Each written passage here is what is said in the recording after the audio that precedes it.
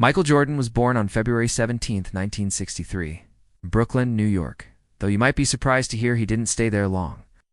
His family moved south to Wilmington, North Carolina, and that's where the journey truly began. He was the fourth of 5 children in a close-knit family, raised by Dolores and James Jordan. They were the kind of parents who didn't mess around when it came to discipline, responsibility, and ambition. Well, James worked at General Electric, Dolores was a bank teller, and then became a writer. And both believed in pushing their children to dream and work for something bigger. From early on, Mike was, let's say, competitive. Whether it was playing backyard baseball with his brothers or racing down the street on bikes, he just hated losing. Not disliked, hated. Losing to his brother Larry? Unacceptable. Losing at Monopoly? Devastating. That mindset, oddly enough, would later become a defining part of his greatness. But believe it or not, the greatest basketball player of all time wasn't always great at basketball. In fact, during his sophomore year at Laney High School, Jordan tried out for the varsity basketball team. Didn't make it. Cut. Rejected. It stung. Some kids would have cried, others might have given up. Mike, he got in the gym, he trained, he ran, he practiced. He grew literally and figuratively. That next year, he not only made varsity, he dominated. Suddenly, that helped, but also because of the legendary coach Dean Smith. Under Smith, Jordan's raw talent began to sharpen. He learned how to play within a team, how to defend, how to trust the system. But even as a freshman, he already had that give me the ball gene. And in 1982, during the NCAA championship game against Georgetown, 17 seconds left and the Tar Heels down by 1, guess who took the shot?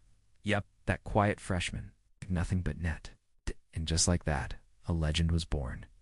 He stayed in college for 3 years, winning the Naismith and Wooden Awards.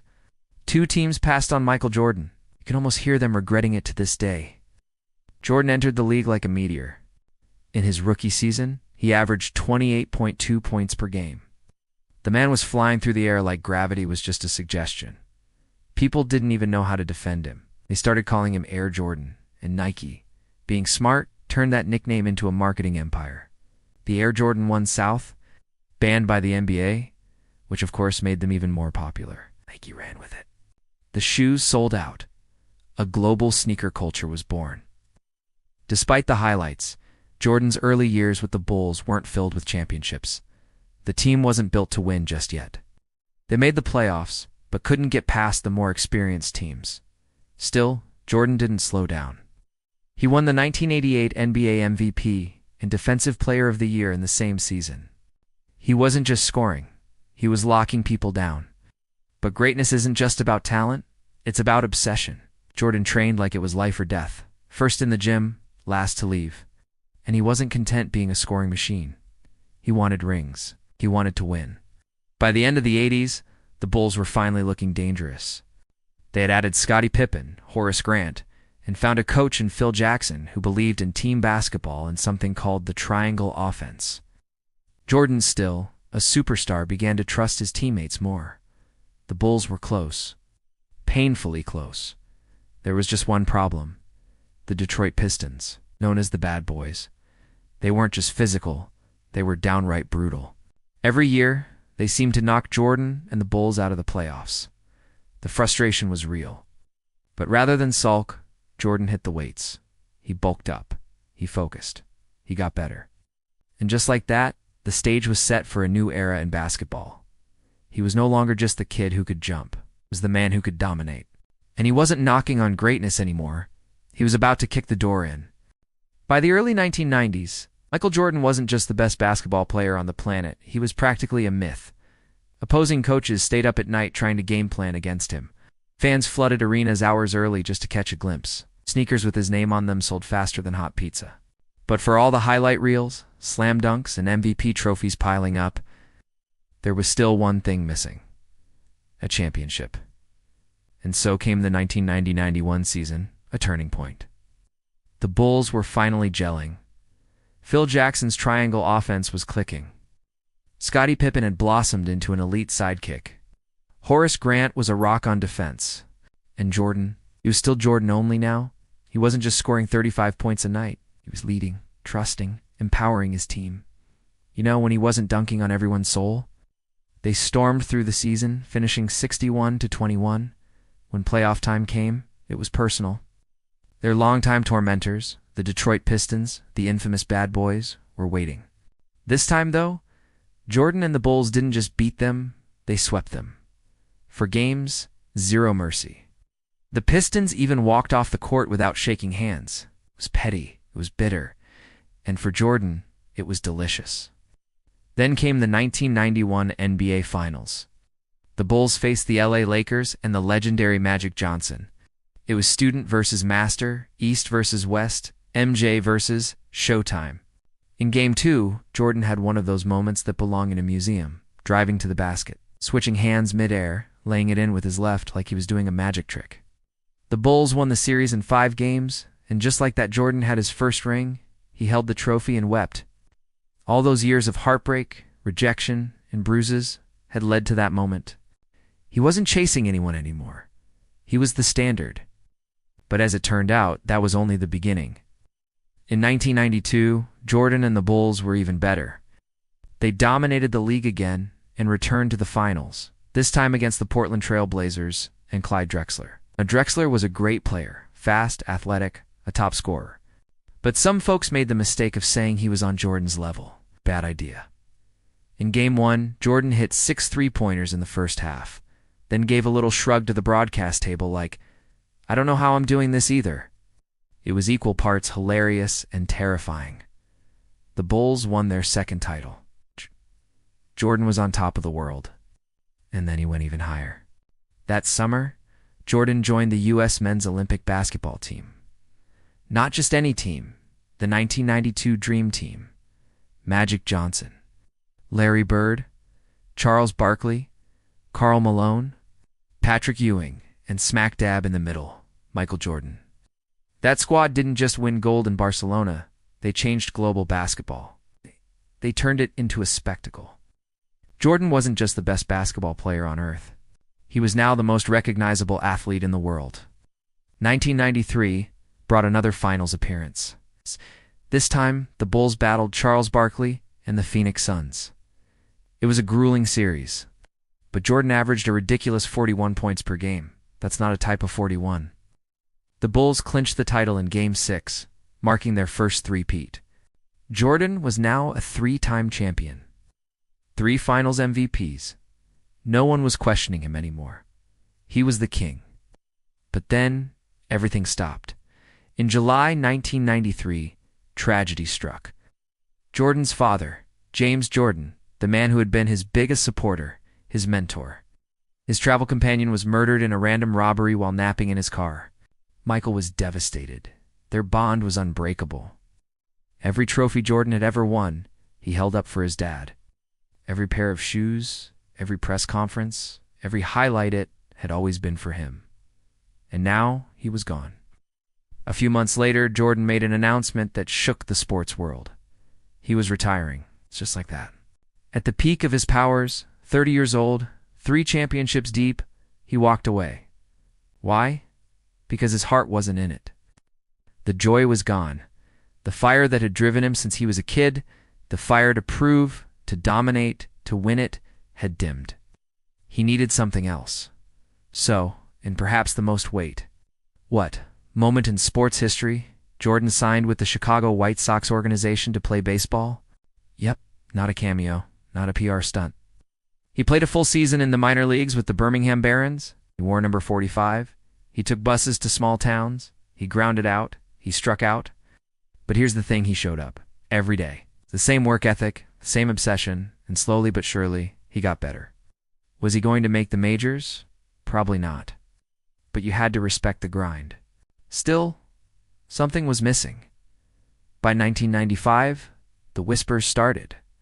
Jordan was visiting Bulls practices, showing up at games, playing pickup with old teammates. And then on March 18, 1995, a 2-word press release hit the world. "I'm back."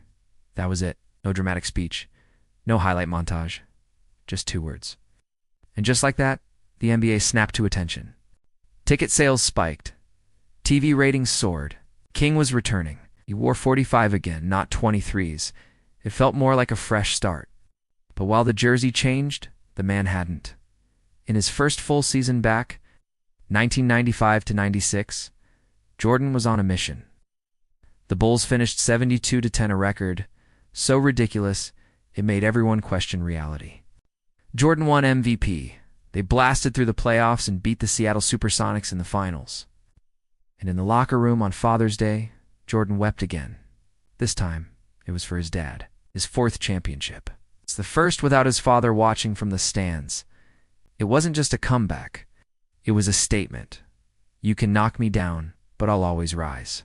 By 1996, Michael Jordan wasn't just winning championships. He was rewriting mythology. His return to the NBA wasn't just a comeback. It was a message. He didn't just want to play again. He wanted to prove that even after heartbreak, after loss, after walking away, he could rise higher than ever. The Bulls' 1995-96 season finished 72-10. It's an NBA record that stood for 2 decades. Jordan won MVP. The Bulls beat the Seattle Supersonics in the finals. And on Father's Day, he cried in the locker room, clutching the game ball like it was something sacred. It wasn't just a trophy. It was a tribute to the father he had lost and the fire that never left. But the story wasn't done. In 1997, the Bulls returned to the finals again, facing off against the Utah Jazz. Karl Malone, John Stockton, whole lot of pick and rolls and elbows. It was a battle. And then came Game 5, the flu game. Jordan looked like he should have been in a hospital bed, not on a court, but somehow he scored 38 points. That game was less about physical strength and more about sheer willpower. It was Michael saying, "I'll do whatever it takes." And he did. Bulls won the series. Title number 5. Then came 1998, the season known now as The Last Dance. Everyone knew the band was breaking up. Phil Jackson's contract was ending. Management wanted to rebuild. This was it, the final ride, and Jordan. He embraced it.